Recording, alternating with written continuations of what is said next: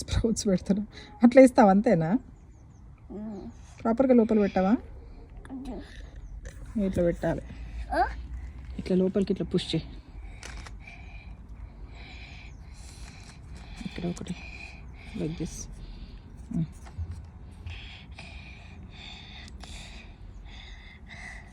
నేను పుష్ చేస్తున్నా, ఇది పుష్ చేస్తున్నా. వాటర్ పై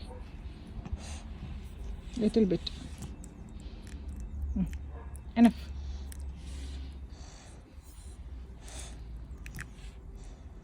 ఇది ఏంటి? స్ప్రౌట్ నానా, లోపలికి ప్రాపర్గా పుష్ చేయాలి, అందుకే బయటకు వచ్చింది. ఓకే, అవి కూడా సీడ్లింగ్స్ వచ్చి ప్లాంట్స్ అవుతాయి.